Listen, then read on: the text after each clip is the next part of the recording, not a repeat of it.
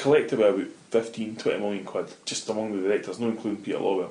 It's like, what the fuck? You know, a business that turns over 60 million quid a year, and a league like this, and we've got a chief executive that fucking gets £1 million a year salary. How's that equate with anything? You know? And for what? And I can sit there and say everything's a...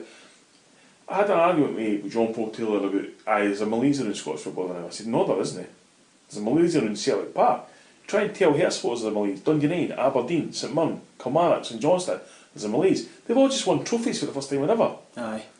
The Armageddon that we were told no clubs would ever win, small clubs are finished.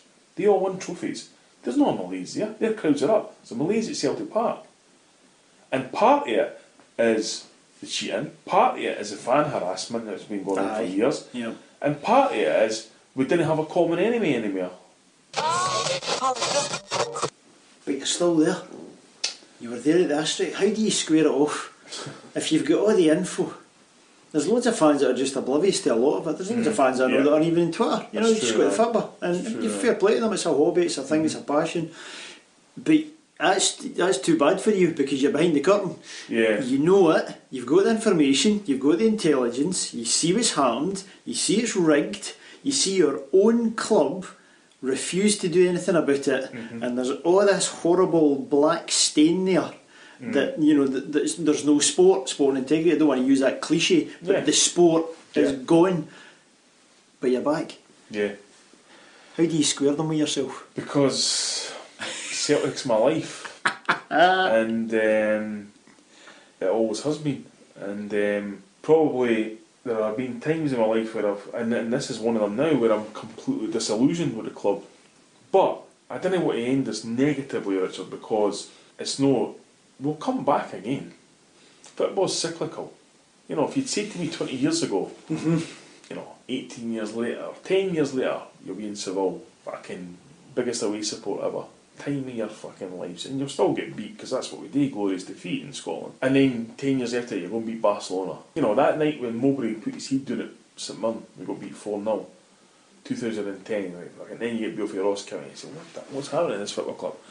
Guy turns around to you and says, by the way, don't worry, about 2 years' time, you'll send a blueprint round the world that'll destroy Barcelona. You say, listen, mate, what are you drinking? Because I want some of that. But it happens, Richard. You know what I mean? We go beat Bratislava 5-0. We all watched that and we're like, can we believe what we're seeing here? Yep. 13 months later, beat Man United. Exactly. Boruc saved the penalty last minute, Nakamura sent the goal around the world. You never give up hope. They say that it's hope that kills you, but this is Celtic Football Club. Celtic Football Club is a roller coaster. You know, there's ups and downs, there's peaks, there's troughs, there's strikes and gutters, but it's Celtic. And I firmly believe, we talked about right at the start, the living wage and all that kind of thing. Robert Kelly was the guy that said in 1967, this is more than a football club. Yep. Way before Barcelona even can think about in European football. Yep. Robert Kelly, he said it's more than a football club for people, it's a way of life. And I believe that. Peter Lawwell now says this is a club like no other. It's on the stand, you see it every week. So my belief, Richard, is if we are more than a football club, and if we are a club like no other, then behave like one. Aye, it's one or the other. Because it's not just about results. No. If it was, we'd all support Real Madrid. Correct. In the club song it says, we don't care if we win, lose or draw. And I don't. I love seeing that football team win. I absolutely love it. And I hate it when we get beaten. I hate it when we draw. Paul Lambert said we're a draw away for a crisis. We are. We know that. Used to be 3 meals away for a crisis. Now it's a fucking draw. But we know that. But I'm telling you, that's not the thing that attracts me to Celtic Football Club. What attracts me to Celtic Football Club is what we stand for, what we stood up for, what we believe in, and the people who support it. And what we stood up for was, in 1887, the west of Scotland and the east end of Glasgow was in absolute abject poverty, and it was magnified by the Irish immigrants who came over escaping famine and oppression. And they came to our country in search of something new, and what they got was exactly the same. And a guy from Sligo said, no having that. Now, you want to talk about heroes. I always believe you shouldn't really have many heroes. My heroes are guys that came from nothing and changed the world. Well, that's exactly what Andrew Cairns did, his brother Wilfred. He changed the world. So on 6th of November 1887, he sits in a meeting with a few other guys in the Carlton in St Mary's and says, let's form a football club. Now, the charitable aspect of that football club only lasted about 5 years before it became a business, because obviously from that minute Celtic became the biggest sporting club in Britain. Yep. And at a time when the average attendance was 12,000, they built a stadium for 60,000. Now, that brings me on to, and I'll go ranting here, so I'll signpost this right now, I'm going to go ranting. We start off with where the Iron Brew Factory is, and that's not adequate. We need to build bigger and better, because we're going to feed people, we're going to actually go and take the world on here. So what do? We move to what's paraphrased as moving from the graveyard to paradise. And see, when we moved to paradise, we never paid a contract with them. McAlpin's never went in and bought it. I said, volunteers did. Volunteers because they cared. Why did they care? Because this was Celtic Football Club. This was the greatest football club on the planet. And it gave them something. It gave them hope at a time of absolute abject misery. There was something there. There was a beacon there, and we're going to help build that beacon. So when people turn around to me and say, you know what we should do? We should sell out to some sponsor to change the name Celtic Park. I say, you know what? Go fuck yourself. You'll know over my dead body will you change that name, because volunteers built that ground. And I know it was rebuilt under Fergus McCann, but still, volunteers put us in that ground, and that's a holy ground, and it always will be. Let's not forget, Michael Davitt laid the first sod at that ground and put a 4-leaf clover for the Fenian Brotherhood, because that's who we were. And let's forget all this nonsense about, oh, you know what, we've got nothing to do with Catholics, we've got nothing to do with Ireland. Well, actually, you know what, an Irish Catholic priest founded the club. And secondly, when people in this fucking country tried to destroy us, because David Murray was the first person to try and destroy us, as you well know, the SFA through George Graham, the Federer, the Arsenal manager, tried to destroy us because he said, you're not flying that flag at Celtic Park, you're not flying that flag in this fucking ground. And Robert Kelly says, you know what, we'll play Gaelic football before we'll fucking take that flag down. Didn't give a fuck about your league, because that's what we believe in. And that flag, Richard, at that time was fluttering. It was ripped to pieces. And the manager at the time, Jimmy McGrory, contacted Eamon de Valera and said, we need a new flag. And Eamon de Valera, who had fought in 1916 and in the War of Independence, sent us over that flag. And that flag remains at Celtic Park to this day. So people want to start talking to me, attack me for singing Irish songs, I say, go and fucking read your history. Because if you know your history, you'd know that's what that flag means to this football club. And so we get on and we become the best team in the world. We go over to Lisbon, guys go over on bikes and planes and buses and all that kind of thing. We take on the most expensive team ever assembled. And although we win 2-1, in reality everybody knows we win 10-1. Because we absolutely destroy the most expensive team ever assembled. Even to this day, pro rata, still the most expensive team ever assembled. And we do it with a Glasgow and District Select. We do it for 11 guys, for 30 miles. You know, Bobby Lennox is a foreigner because he comes from Saltcoats. Which is valid. Aye. Never be equalled and never be done again. And that gives us a generation of what we become and why we support Celtic. And then we move on and we go through the 80s and we bring through Charlie Nick and we bring through Paul McStay, two of the finest young players I've ever seen in my life. And then at the point where we've not won a league for 3 years and everything looks like it's going to get tits up, we go to Love Street and produce a performance unequalled in British football.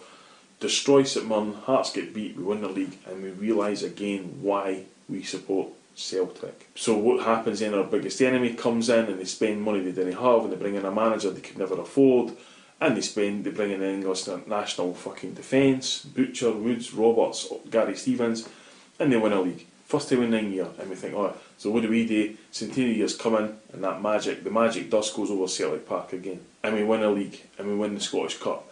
And we were that good that we used to sing all the time, dance, dance, wherever you may be. We lost the Skol Cup at Paytawdry. Skol Cup shite, we didn't give a fuck because we won a league in the Scottish Cup. And that was it. You know, Paul McStay, the Garden Festival, the fucking flowers are up, the Centenary Crest, scores the goal, bang, we've done it. And on we go. And then, Richard, as you know, we stopped winning the treble the following year, but we go through 6 years of misery. But we go to it. Aye. We go to it because when that football club was on its knees, what happened? The fans rallied, and what did Fergus say? January 1995, after one of the worst days in Celtic history, we lose the cup final to Raith Rovers. People queued round the block to give that club football money. Yep. Now, why would they want to give them money? Somebody said to me in the pub, "You got to buy shares." I said, "Nah, me a shareholder, give me a break." He said, "Well, as far as I'm concerned, it's giving them £600 to beat Rangers." I said, "Oh, where do I sign?" And I paid £30 a month to buy these shares to give Fergus the money. And Fergus looked at them middle of January. Nobody does a share issue in January. Nobody's got any money in January. They're queuing the block. He said, "I can't let these people down." And he never. and we come on and we stop them doing 10 in a row. In reality, we should have stopped them doing 8 in a row. We're a Jim Farry pen stroke away from stopping them doing 8 in a row. And again, we go down to the doldrums and Rangers spend all this money. Of course, we didn't know we'd never had it, and so on and so forth. And then what happens? A wee guy for Derry comes in and obliterates them. And that wee guy for Derry, you know, wins 3 leagues, should have been 5, they lost the league by a goal in a minute in 1 season. Boom, that's it done. And wee Strachan comes in, boom. So, a long, convoluted way of saying, Richard, that even in the darkest days, magic still occurs. Fantastic, sir. Well, for your part in telling that story and putting that flag in the ground, we thank you very much. It's been emotional. Premier's coming up in November. November the 15th for the Premier. There probably will still be a couple of tickets left for the charity screening, although we're stopping it on November the 3rd. I'm not taking any more, that's it, because you can't go chasing. We've got to actually start focusing on the people that have bought the tickets, and because I'm no doubt there's people out there that are like, for fuck's sake, I bought the tickets 3 months ago, will you stop going on about it? I still don't know where I'm going. Aye, exactly. I'll start letting people know on November 4th. Right. So hopefully email everybody, and obviously you'll miss people, because you know what it's like, there's always somebody. It's always the worst person you miss as well. Yeah, bastard, have it.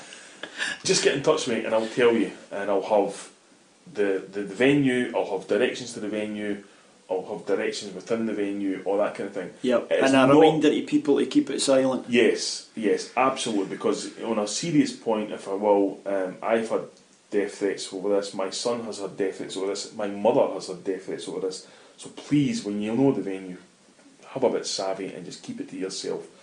The venue is not a hard place to find. You will know it when you get told it. It's absolutely slap bang in the centre of Glasgow. It's not in some daft alleyway, daft side street. It's a massive bloody building. So, you know, play the game. On the day, actually, before we wrap up, actually, on the day, we're going to have some fantastic, you know, the premiere is not just the film. It's not just me gibbering about it before, and it's not just me doing a Q&A. Joe Miller is going to MC it. We've got a special guest coming to both days. We have a premiere board. What's a premiere board? So when you watch a premiere, like Sam Allardyce is doing on that telly right now, they sit in front of advertisements. When they get photographed, they sit in front of advertisements. We've got that, except of course it's us. So we've got some special places and companies that will be advertised and stuff like that. We've got 2 unique prizes that were made by our mutual friend John O'Farrell. Fantastic. For a raffle, which is going to be £2 strips, not going to be £10, £20, all that kind of £2 strips, so hopefully encourage me to buy £4 maybe, or whatever. That are unique to the Asterisk Years, the prizes. I'll just say that. And that, anyway, the most important aspect of that money's got to go to Shelter Scotland. Fantastic. Which yourself, you know, was partly responsible for. But also, if anybody even looks up Shelter Scotland, you would see why you would give them money, because they're just fantastic. Especially as we move into winter and move into Christmas and all that kind of thing. They will make sure people have a better Christmas than they would have done with that money. Dress smart. Not expecting people to turn up in a suit. They don't have to turn up in a suit. But if you turn up in jeans and trainers, you're getting kicked the fuck out. Simple as that. Switch your phones off when the thing there. Security will be there. Anybody. The film was actually made so you can't film it. You can't sit there and try and pirate it. But if you even try it, you know, I try to put myself up as this nice intellectual guy who's trying to move on for the scheme, but I will kick your fucking head in if you even try that. But more importantly, enjoy it. It's a party. We've been through hell and back with this project. We're still here. We've got to a point where we're actually putting a fucking film out. And I can't overemphasise that much to people.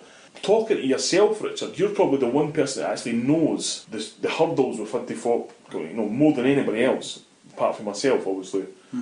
Nobody else really knows that. So, although you might be coming at, as I say, it's a 2 o'clock start for both days. Deliberately, because now people are coming there pissed up. The premiere is a bit more regal, it's a free bar. I've paid for that. Obviously people have paid for the tickets, but that's actually been paid for. So drink a lot, is in other words, you know. And if it runs out, don't blame me. Because you're all fucking drunken bastards, that's why I run it. Yeah, and let's have a good time and let's shoot this round the world. Because and then you're taking it on tour, that's the thing as well. Taking it on tour, hopefully, because some people just didn't really understand that. When one person came forward and said, "What, we have to pay for this?" I thought you came down, you paid for it, and then we took the money.